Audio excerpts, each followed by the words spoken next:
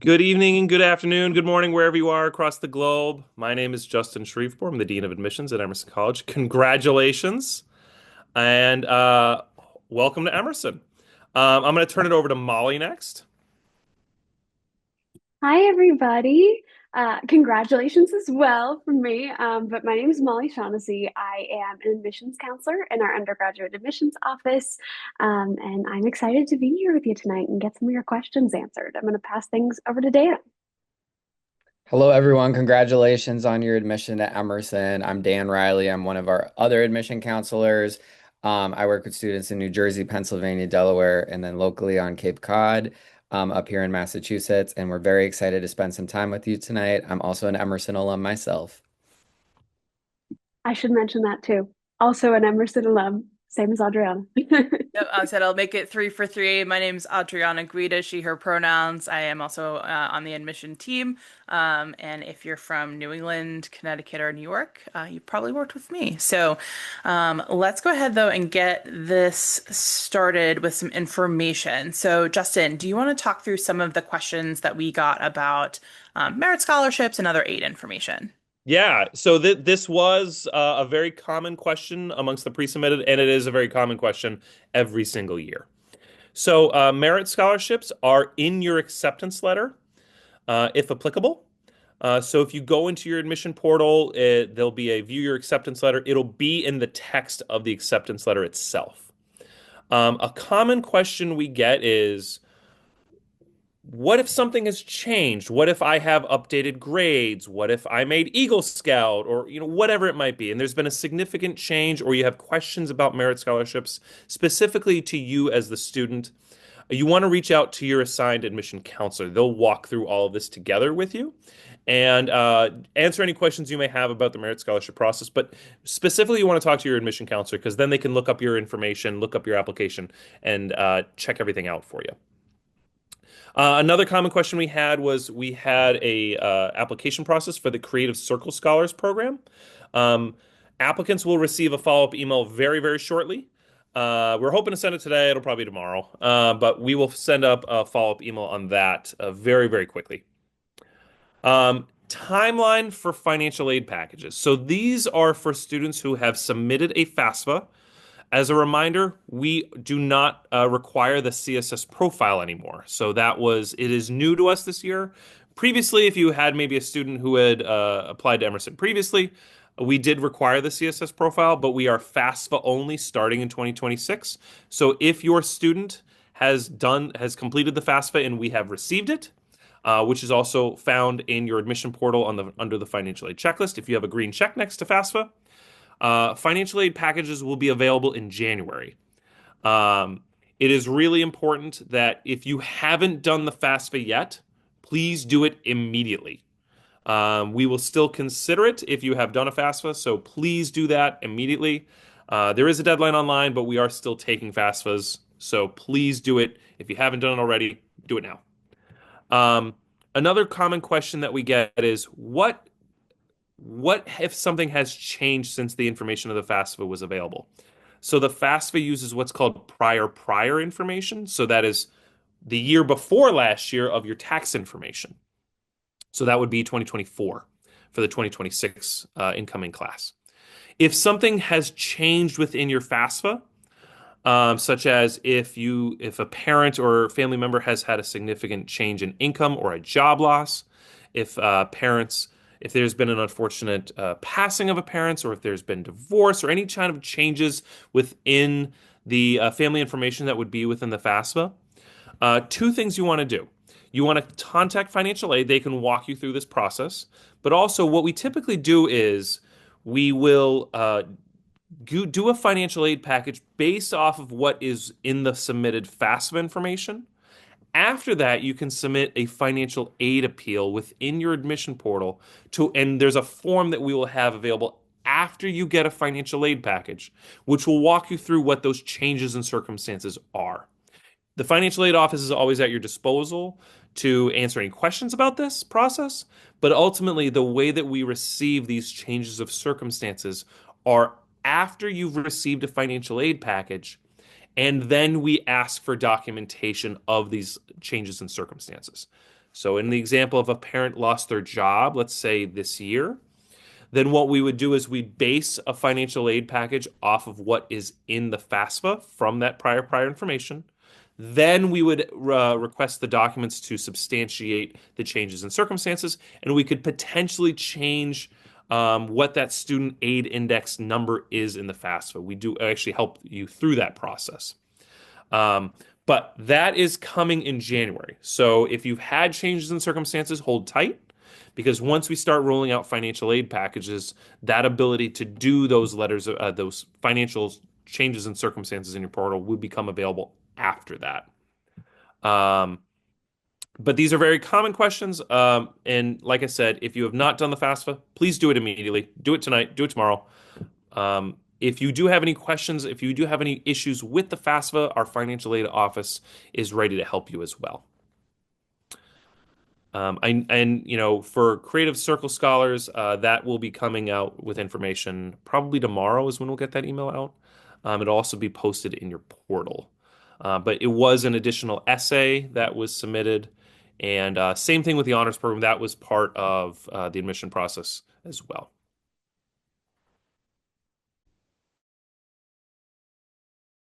All right, so we're going to switch gears now and we're going to talk a little bit about housing. So, housing, it's required and guaranteed for your first 3 years on campus. So the way it works is during your first year, all of our first year students live in the Little Building Residence Hall. If you've toured campus or are planning to tour campus, you do get to see Little Building on your tour. So those ones tend to be more communal style that first year. So you'd be in a room with an immediate roommate, and then you'd be sharing bathroom sinks and showers with members on your floor. There are some suite style housing accommodations in Little Building, but usually for the most time they're allocated towards students with accessibility needs. And then we have our other residence halls on campus. So there's the Paramount Center, Piano Row, 2 Boylston Place, and the Colonial Building. And those ones tend to be more suite styled. So you could be in a single, you could be in a double, but you'd all have your own, you'd have the bathroom sink and shower in the suite. And then, you could be in a standalone single, you could have a roommate within your room within the suite. So when it comes to housing, you would first want to submit an enrollment deposit to Emerson to have access to this. So there is a non-refundable enrollment deposit of $500 that you would have to do to commit to Emerson. And then your portal would get updated and you'd be able to fill out a housing survey. And that would connect you with roommates, match you with any relevant information to the housing and residential education team, and they would work with you on that process as well. So that's the way housing works at Emerson. Seniors, they can apply for on-campus housing. It's not guaranteed at that point. As a senior at Emerson, you'd fill out a non-guaranteed housing application as you're about to enter senior year. A lot of our students do enjoy living off campus senior year, though. They kind of see it as a rite of passage. That first year when you are transitioning from a high school student to a college student, there's a big emphasis on coming to campus, getting familiar. And then when you're a senior, it's kind of transitioning from a college student to learning how to coordinate rent, utilities, transportation to campus as you're about to enter the workforce as well. But like I said, there is a non-guaranteed housing application for seniors, but housing, ultimately, it's required and guaranteed for those first 3 years here at Emerson. All right, and picture yourself at Emerson. This is our admitted student event. I would say it is in competition for me with orientation for my favorite event of the year. So I highly recommend that you join us if you are available Saturday, February 21st.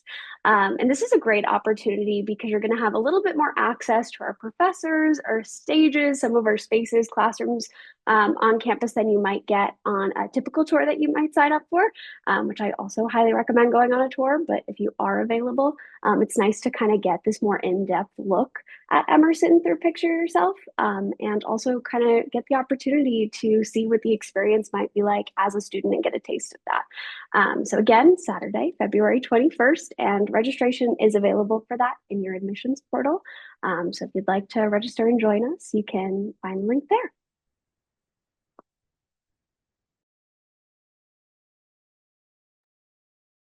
All right, and we just wanted to provide a few next steps and some dates for you to just keep in mind. Although the first thing I do like to emphasize is there's two places that will really be helpful to you from this point forward.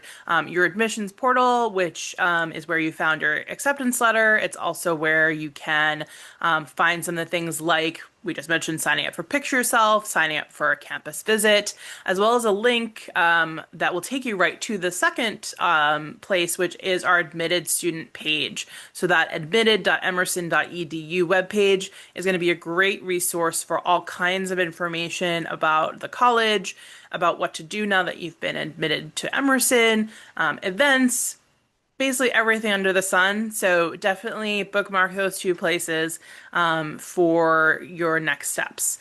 A lot of folks had asked about the deadline to reply to your offer of admission and submit that enrollment deposit. For early decision students, that deadline will be February 2nd, and early action folks, that deadline is May 1st. Both of those dates are detailed in your acceptance letter as well, so you can always reference those. Again, can't say it enough. Definitely register for the February 21st Picture Yourself at Emerson Admitted Student event. I know we've had a couple of folks ask if they can't make it. Will there be another? We are planning to host another in April, and we'll send out more information about that as we get a little bit closer. Definitely keep an eye out for other events, for students, Zeme chat invitations, other ways to connect. My piece of advice always is and always will be, please also keep an eye on your emails. We communicate by email still, and it's the best way for us to get information to you, and for us to let you know about various things. So definitely keep an eye on your inbox. And then lastly, a lot of folks asked about when orientation is. Now, I do want to stress that these may not be final dates, but they are our expected dates. So if you want to pencil them in for now, we would expect a new student move-in to take place on August 26th, and then the orientation program from August 26th to September 1st. So if you are starting to think about your plans, think about those dates, and then we will certainly be updating those soon. Usually after we get through our winter orientation, we'll go ahead and focus on the summer. All right, we had a lot of folks ask about this. So, Dan, do you want to maybe talk about this? Is it easy to switch majors at this point? So that process would be you would log into your Emerson College admission portal. We just actually updated some of it, so it'll be a little pink button that says help underneath your admission counselor's profile picture. You'll click on that, and then there'll be a blue square that'll say major change request form. Click on that to fill out a major change request, and then that'll get sent over to your admission counselor, and they would review it and get back to you with the major change request and if it's approved. So I just want to caution that there's certain programs such as the Department of Performing Arts where they have additional criteria within the application process of either an interview, a portfolio review and interview, or a pre-screen with musical theaters case and auditions for some of our other onstage tracks. So those majors, because they have additional criteria, it's harder for students to switch into those ones. There is a specific process for that, but it would be after the student enrolls at Emerson. So they'd have to enroll, be at the college and matriculate.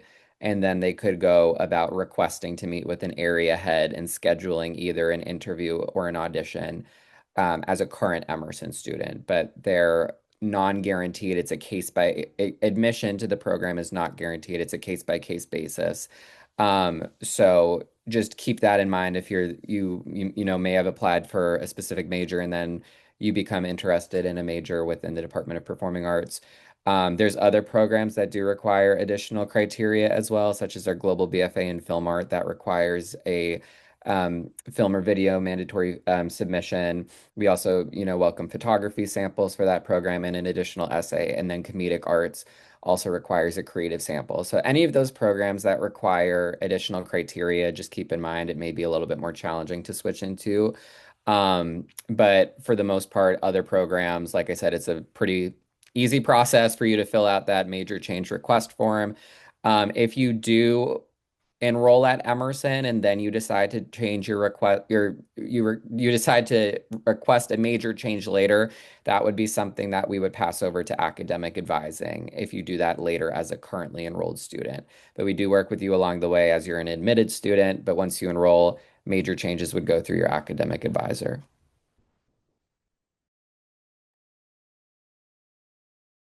Awesome, Dan. Thank you so much. I did want to clarify one thing because there are a few folks asking from when we were talking about housing, that housing form for students to fill that out, that is not available yet. So that will be available. It's usually in May. It's typically after we've received all of our deposits. There's no rush to guarantee a housing spot because it's already guaranteed for you. So you have a spot. You don't have to worry about that. That'll become available a bit later in the process for you. So something you can take off your list of things to do for now. Um, Molly, we have a few folks asking, maybe they've already attended open house, which is awesome. It's great that you've already been to campus. Can you talk about how that's different than picture yourself at Emerson? Absolutely. I would say, for one, coming into it, knowing that you have this chance to attend Emerson as an admitted student is a bit of a different lens, right? Because you're truly picturing how your experience at Emerson might go.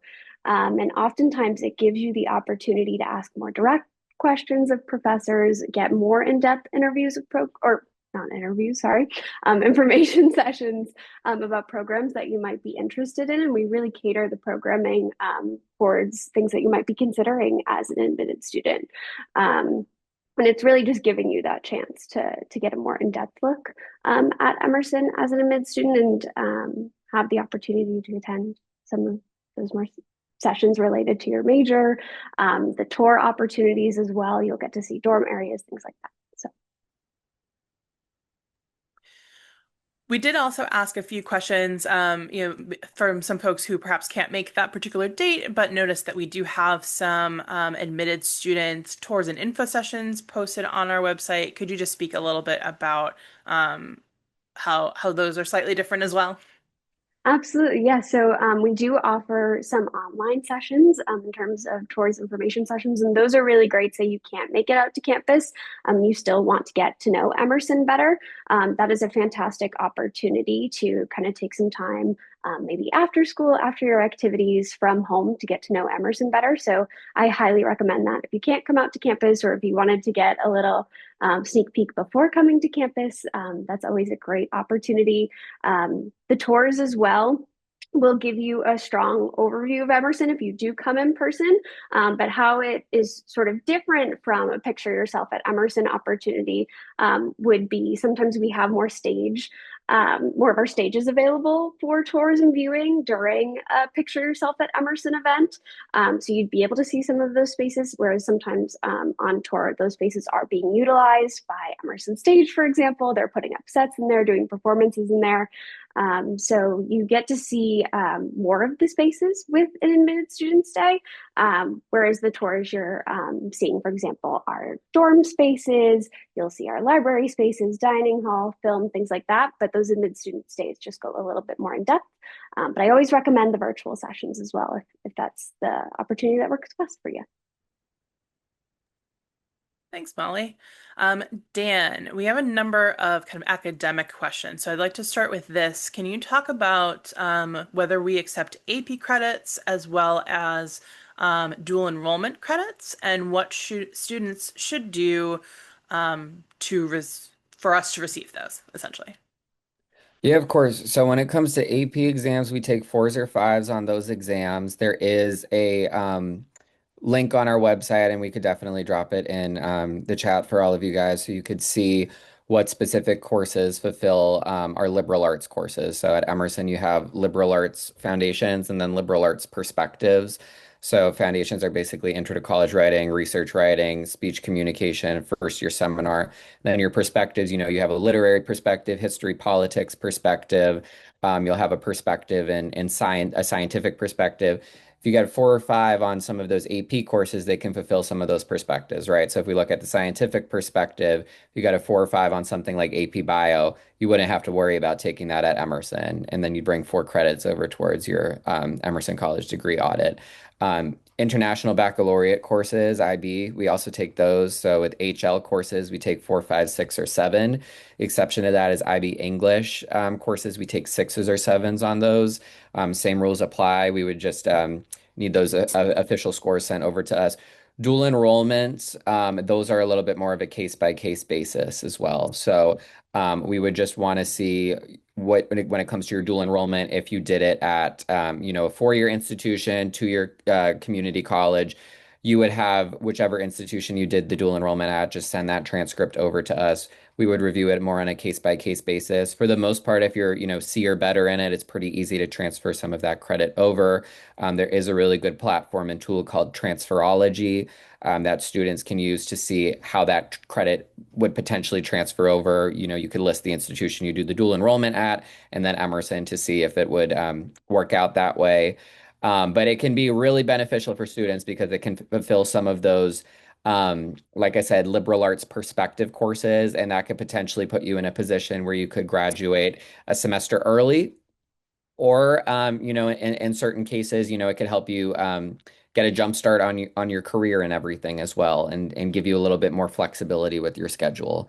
So that's ultimately the way things work with APs, IBs, dual enrollment. So a big thing to remember is APs, we take 4s or 5s, IBs 4, 5, 6, or 7, with the exception of the IBHL English courses 6, 7. And then we also have dual enrollments on more of a case by case basis. Awesome. And I know that there's a few questions about very specific courses or kinds of courses if they transfer. I would certainly advise that you reach out to your admission counselor with those questions, just because we won't be able to cover every possibility tonight. So we want to make sure you get an answer to your specific question. If you don't know who your counselor is, we are all listed in your portal. So I would just encourage you to reach out to them directly. The other academic question that we've had a lot of is about minors. So actually, Dan, if you don't mind just continuing on with it, can you just talk about when students typically declare a minor, and what's kind of involved in completing a minor in general? Yeah, of course. So minors, they typically make up about 16 to 20 credits, which is only about 4 to 5 courses you take to fulfill it. Students can typically declare it as early as the second semester of their freshman year, and they just work with their academic advisor to go about that process of declaring the minor. We have lots of great minors. So we have what we call applied minors and then liberal arts minors. So applied minors relate to our undergraduate majors, right? So for instance, we have a major in journalism. We have a minor in journalism as well. We also have a major in political communication. We have that as a minor. So we have those types of minors being applied minors, and then we have liberal arts minors. So that translates to your liberal arts curriculum that you're taking here at Emerson. So for instance, we don't have a major in environmental studies or, economics, but we have minors in those because you also have access to a lot of those courses within your liberal arts curriculum at Emerson. And like I said, it's definitely helpful for students if you bring over some of those college transfer credits through AP, IB, or dual enrollments, because it can make that process a little bit more easier, especially if you're in a major that may be a little bit less flexible. But the big thing to keep in mind is just meet with your academic advisor. They're going to really act as your mentor throughout this process of navigating your college career. If you have any specific questions of, do you want to go abroad? Do you want to pursue an internship? Do you want to declare a minor or potentially do a double major? Meeting with them is going to be the best course of action. While I'm on that subject too, double majors, again, a little bit more of a case by case basis. For the most part, a lot of them are pretty flexible. There are some that do have restrictions. Business of creative enterprises and media arts production, those ones tend to be a little bit more rigorous, with business of creative enterprises having a senior residency component.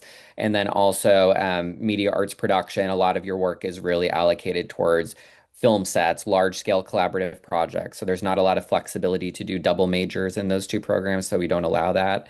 And then performing arts, again, it is a little bit more limiting. Some of those more conservatory style tracks, like our BFA in musical theater, for instance, or the BFA in acting, those ones don't really have the room for it. We've had records of some students in certain performing arts majors who have done double majors, but in some cases it may take them a little bit longer than 4 years to complete it. So it's just something to keep in mind with what you're hoping to do with your time at Emerson as well. And the biggest thing is just to start communicating that process early to your assigned Emerson academic advisor. Awesome. Justin, we've had a number of questions about the housing selection process, what that looks like. I know we touched on it a little bit earlier, but do you mind maybe going into a little more detail? And there's also a particular focus on learning communities and what that means at Emerson. Yeah, so couple of things with that. So common question is when can we do our housing application, our housing survey? It is after you have submitted your deposit, but also not quite yet. So it we haven't opened up next year's survey yet for the housing application.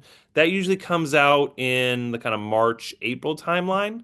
Once the housing office kind of gets everything geared up for the upcoming year, students who have submitted an enrollment deposit will gain access to the housing application starting in the springtime. So if you have already submitted an enrollment deposit, brava, awesome, you did great.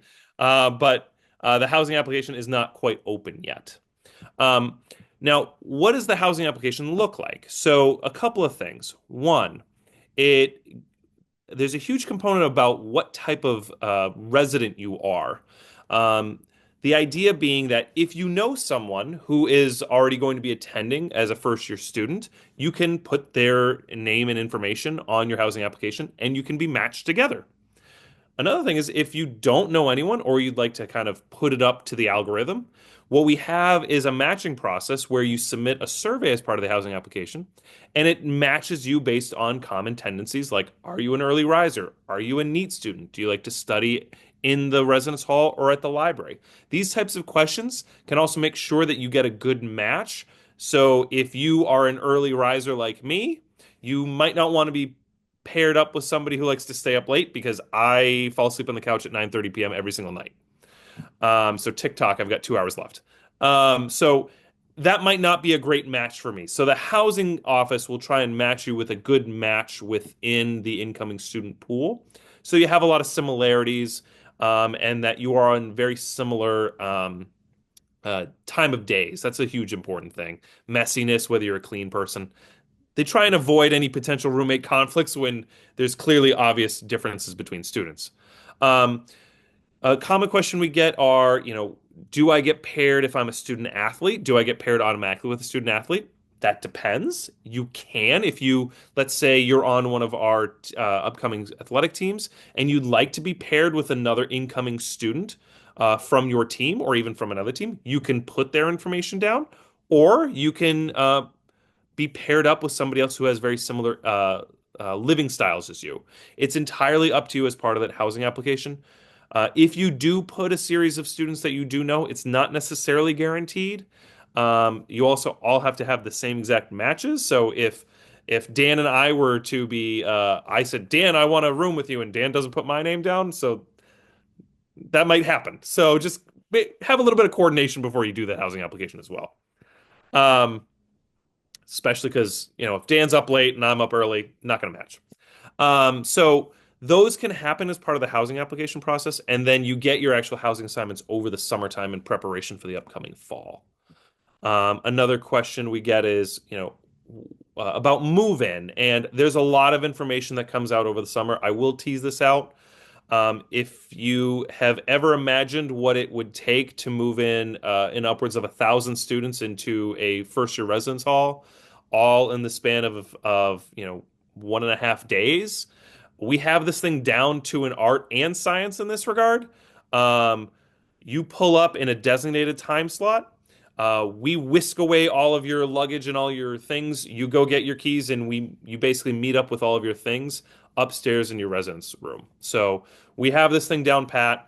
It really comes down to you just get an assigned time slot and you have to show up at that time just so we can balance out elevators and make sure everything runs smoothly.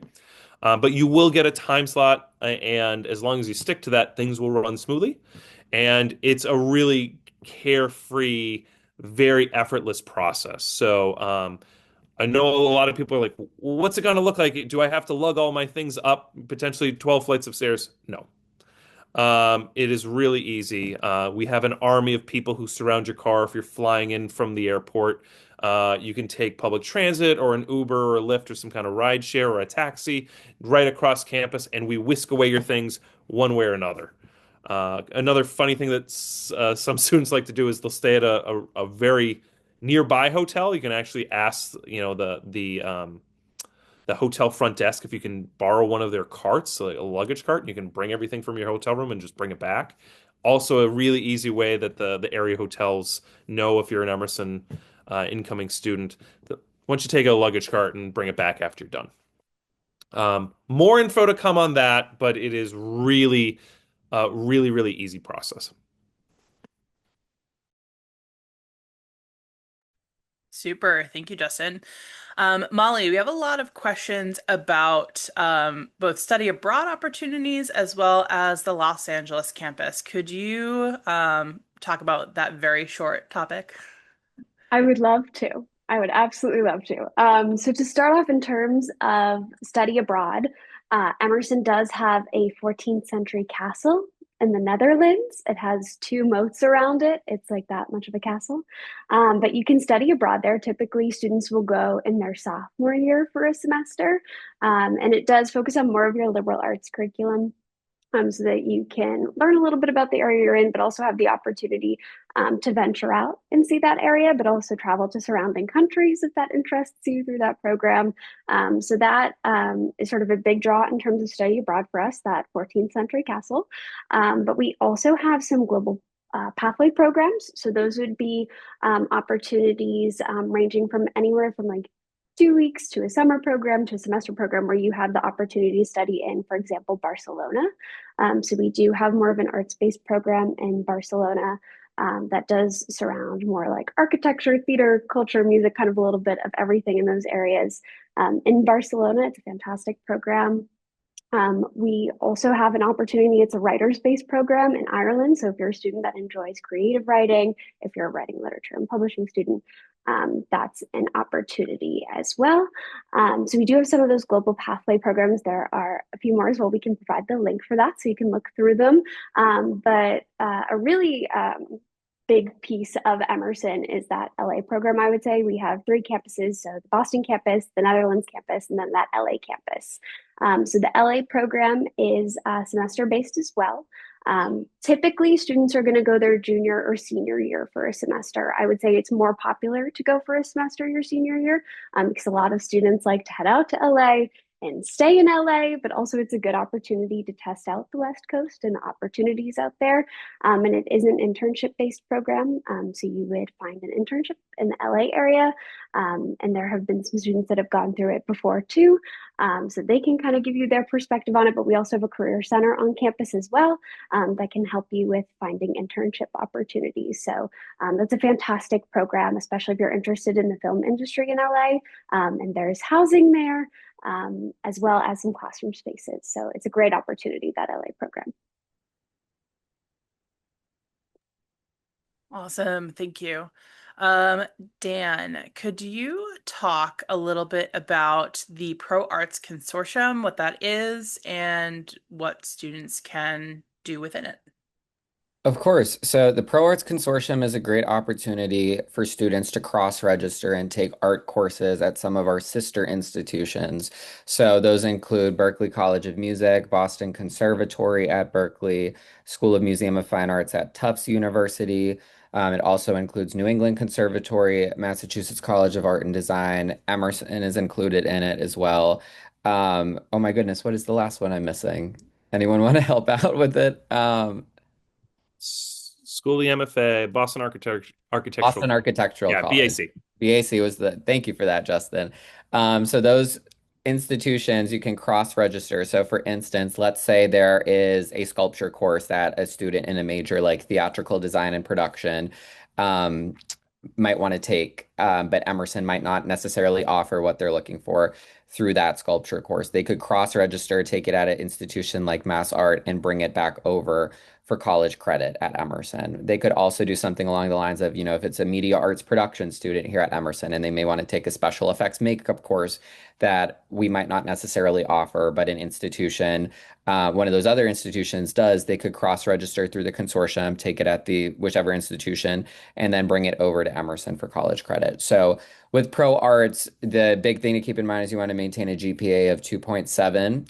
So just, be mindful of that. And then you also have to, there's a requirement as well where it's 28 credits. So that's about 7 courses since we're on, the 4 credit system that you could be doing through the consortium. So it's a great opportunity to help you branch out, meet and connect with professors, students, and get exposure to other campuses in the greater Boston area. And it can also really help you broaden your horizons as well, and get familiar with, different art scenes within Boston and also beyond Emerson as well. So I think it's a really amazing opportunity too, especially for majors, if you're someone who's studying something like theater and performance and you may also want to really take some voice or vocal performance courses, those institutions like New England Conservatory, Berkeley, they have some really amazing programs. And with Emerson, we tend within our department of, or excuse me, School of the Arts, we tend to have a really huge emphasis on art-based majors within the fields of, writing, performing arts with theater and then film, as opposed to something like music or instrumental performance. So the Pro Arts Consortium can be a really good opportunity for you to, get exposure to those types of areas. Awesome. Thank you. So, Justin, you've described eating at the dining hall as your superpower, and we have had a number of questions about the That was dining an situation. internal message only. That was not. It wasn't labeled that way, so public knowledge now. Can you talk a little bit about the options on campus, any opportunities to maybe try it out? And we have also gotten a lot of questions about particular dietary needs and how we Right. work with that. Yeah. So, for campus right now, there are 4 dining options. There is one main dining center right in the middle of campus, and there are 3 grab and go uh, options also sprinkled around different parts of campus. Some are open at different times. Some specialize in lunch. Some specialize more in the late night. But the idea is, um, for much of the day, there is a dining option for you. The main hub of it is our central dining center. If you've ever been to campus, it is right on Boylston Street. Um, it's a multi-level facility. It actually used to be an old restaurant, and we converted it just a few years ago into this really cutting-edge facility. A couple of things about it. We do have our own pizza oven. It's a brick oven. I'd actually say we're not talking New Haven pizza or New York City, but it is very good pizza. They also mix up the different toppings each day. I'm a big fan. We also have a very allergy friendly. Everything is colored purple. So even whether it's the knives or the cutting boards or anything, it's very, very, if you have one of the common allergens, there is a dedicated station just for you so that you do not have to go to a local grocery store. You basically have to, what I would recommend for anyone who has any type of dietary restrictions or allergens, it's very common to reach out for students to reach out to the dining services. We partner with a company called Bon Appetit. They are fantastic. They're really well known, especially in the Boston and New England area, for being the top-notch food service providers. They have a regional dietitian and wellness coordinator.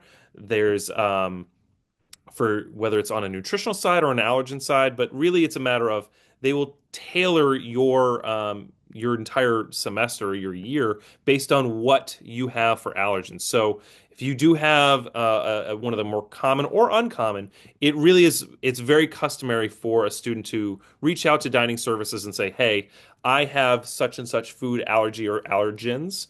Um, what do you have to offer?" And they will work through all of that and make sure that you have all the requisite information. There's a grill station, so if you want a cheeseburger or quesadilla, ready to go. Um, they make fries to order, so if you are into crispy French fries, it is right up your alley. Um, Another thing, they'll make omelets pretty much all day long. So it really has a lot of different options for students. Another really cool thing, the executive chef of our dining center likes to do small plates every once in a while.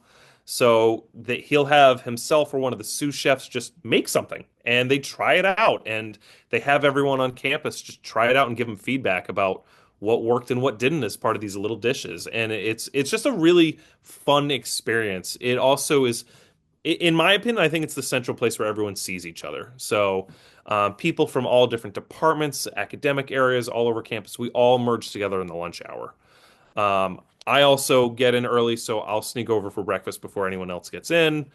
I do my I do my little fruit bowl and everything like that and my yogurt, and I'm ready to go for the day. So it's got a lot of great options. I know some people say that, well, food is always okay. Ours is actually legitimately pretty good. Um, big shout out to our my superpower and our friends over at Dining Services because they will definitely have you covered. And we did have a quick follow-up question to that about the meal plans Yep. themselves. Can you just talk about maybe the default option and generally about a couple of the others? Yeah, so the couple of things about the meal plans. They're labeled A, B, C, and D. And the idea is it really matters about what your preferences on the number of meals you will need per week and per semester. Um, so Plan A is the default, and the idea is it basically runs out to 23 meals per week. There's also 10 guest meals, and 150 board bucks, which are essentially like kind of like a debit card on campus that you can use at some of the grab and go stations a la carte. That's the default one. Most students use that. That is, if you are a residential student, you're living on campus with the mandatory 3 years. Most students have that plan. Some students will opt for a slightly different plan where it's called Plan B, where there's 101 meals per semester. It's a little bit less meals per that, and you will have a different number of board bucks. You'd have more board bucks where you could do more of that a la carte grab and go. Um, and then there's additional ones where it's if you're more on the commuter side, or if you were, let's say, a senior living off campus, um, you might only want to be in for lunch. You'd get one of those C or D plans where it has fewer meals per week, more of those grab and go dollars. That because it's a little bit more conducive for seniors where they're not going to be on campus 7 days a week. Um, One of the common questions I get is, when can I change my dining plan? It's actually after you arrive. So the idea being that for this year, it was the first 3 weeks of class was when you could actually change your dining plan. Many students are saying, I'm not going to use that many. Just try out the dining hall for a few weeks. You'll have plenty of time to change if you need to, without any type of incurring any type of penalty. So the idea being the default one is the most commonly used, especially for first year students. As you progress, and especially as seniors, if you move off campus, then you might do more of that a la carte grab and go style. Thank you for the thorough review, Justin. Molly, could you talk about safety on campus and surrounding area? Absolutely, yeah. I can give you this perspective both as an admissions counselor at Emerson, but also since I went to Emerson, kind of that student perspective as well about what safety is like around campus. So, to start off with, we do have a tap system for entry into each of our buildings. So you would actually have to tap the front desk every single time you go into a building. In our academic buildings, you tap once, and then if they're attached to a residence hall at all, you're actually going to have to tap twice. So that's something to keep in mind in terms of knowing that there's always that tap system there for you and a security guard at the front desk. So in terms of building safety, it's always great to have sort of that first intro into a building. And then our buildings also lock from the outside at night. So you'll actually have to tap into your building to get inside and then tap again at the security desk. So we have that tap system, which is great. We also have ECPD, which is Emerson College Police Department, and they are located on campus. So if you ever had any questions, you're welcome to go into them and speak with them. They are right on campus, right next to our bookstore, actually. So nice and conveniently located, but they are present on campus, which is great to have in terms of safety. We are also across from the Boston Common. In the Boston Common, there is a blue light system. So if you're ever in the Boston Common and for any reason needed some help, you could always press the button at that blue light system as well. In terms of safety too, it's always good to know that if you're after hours and you need any help, you're also welcome to use that blue light system. as well. And if you're on campus, I know there are some questions about RAs, like if it's something smaller, you're locked out of your building, something like that. They are always on duty at night as well. That's a little bit about safety. Thank you so much. Um, Justin, we had a quick question, and I think it's important to kind of explain the difference between these two things. Can you talk about the difference between a merit scholarship and need-based financial aid? Yeah, so it's a very common question. And so a merit scholarship is based off of what we have in the admissions office of the entire admissions application. So it's not just GPA, it's not just SATs or ACTs, it's the entire application. So we do holistic review of your entire application, your portfolio, everything about it. And merit scholarships are based off of the entirety of your application. So that is entirely done within admissions. It is based on obviously the merit of your application. It has nothing to do with the financial aid office or a FAFSA or anything like that. A common question we get is everyone eligible for it? We review every single student. There are, between the Creative Circle Scholars Program and the Honors Program, those are the two that we assess with an additional essay. But otherwise, every single student is evaluated for merit scholarships within admissions for both domestically and international students. For eligible domestic U.S. students, if you do a FAFSA, you may be eligible for additional need-based grants that are offered as part of a financial aid package from the financial aid office. So this is based off of the student aid index or SAI number if you've done a FAFSA, that number you get as a result of going through all the different steps of the FAFSA. That student aid index number comes to every financial aid office that you send it to, and we build financial aid packages based off of that. Now, those need-based grants, the reason why they're called need-based grants is because they are grants that you do not need to pay back. They are not loans, and they are based on your financial need that comes from the FAFSA. So, those will be available in January if you are eligible. A common question we get for international students is, do we have a FAFSA equivalent? For international students, it is merit scholarships specifically only. But if you are a U.S. student and you are eligible for federal financial aid, do the FAFSA, and then we will take that student aid index information and build a financial aid package off of that. You may get a combination of need-based grants from the institution. You might get some from the federal government or from your specific state. Like if you live in Massachusetts, you may be eligible for additional need-based grants. Loans and work study would be the most common parts of a financial aid package. We actually had a work study question, so Oh, can great. you briefly just talk about what kinds of opportunities that looks like for students? So there are two different and the financial aid folks, when they do financial aid webinars, go into a little bit more detail than I will tonight, but I'll keep it high level. There are two different types of on-campus employment at Emerson. One is with the Federal Work Study Program, or FWS. The other one is Emerson Employment. They are the same jobs across campus. It's just a matter of who is funding the hours of the student. For Federal Work Study is partially subsidized by the federal government, and for Emerson Employment, it's entirely funded by the college. What ends up happening is there's a job fair at the beginning of the semester for fall, and you have a chance to apply for lots of different jobs on campus. Oftentimes, especially if students have limited or even no work experience, they may have to apply for several jobs in order to get that first job and get your foot in the door. Um, Oftentimes, it may take a little bit of time, but we generally find jobs for students who are looking for them. Um, it becomes much easier with each year you go by because a lot of times, if you find a good job and you're doing a great job, you'll get rehired every single year. Shout out if you love being a student ambassador at your high school. We're always looking for new tour guides. So happy to have student ambassadors of the future recruitment session here as well. We'll get to you first before anybody else does.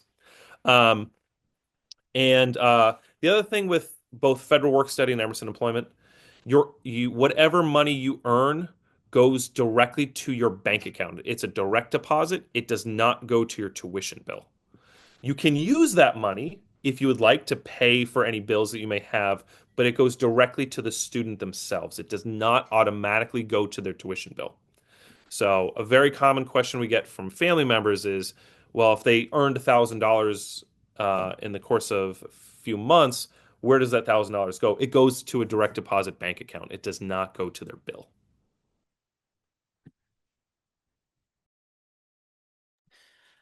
Thank you for that overview, Justin. As he mentioned, we do typically do some financial aid webinars in the spring. So once I schedule those, we will get those on the calendar and we'll definitely communicate with you all about when those will be occurring. There will be some other webinars coming up in the spring as well, in addition to all of our other admitted student events. We're going to start wrapping up things here for tonight, but as we do, I would love to go around is it a circle? Is it a square with mini squares, not really sure, but and just ask each of my colleagues if you have a piece of advice for students at this point in their journey, what advice would you offer? And we'll maybe go Molly, Dan, Justin, because that's how I see you on my screen. Yeah, absolutely. I would say at this point in the process, if you have any questions at all, always know that your admissions counselor is there to help guide you in your questions, answer your questions. I know for myself, I'm always happy to chat through any questions you have, from just general Emerson questions to the specific program questions, or guide you in the right direction. So absolutely use us as a resource throughout the process and take the opportunity to learn more about campus, whether that's in person or virtually. I'll pass it to Dan. I would say be on the lookout for admitted student receptions that'll be coming to the areas that you guys all live in later on in the spring semester. In years past, we've planned a bunch of them in our territories.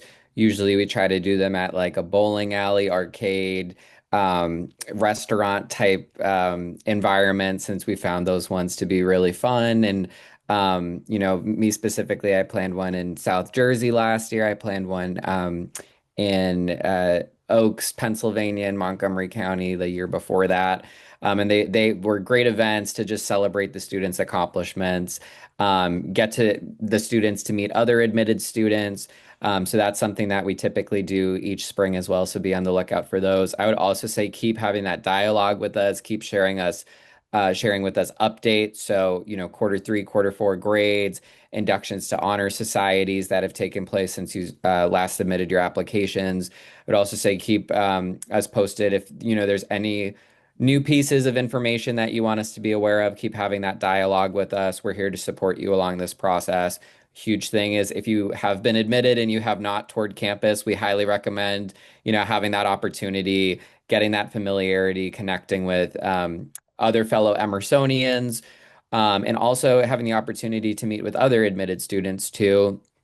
The picture yourself at Emerson events are really, really amazing because you actually get the opportunity to take mock classes and connect with some of your professors as well. So I definitely recommend seeking out as many admitted student events as you can, because not only is it a great way to continue to learn more about Emerson, it's also a great way to potentially meet some of your, if you do wind up at Emerson, some other Emersonians that you will, see frequently on a day-to-day basis on campus.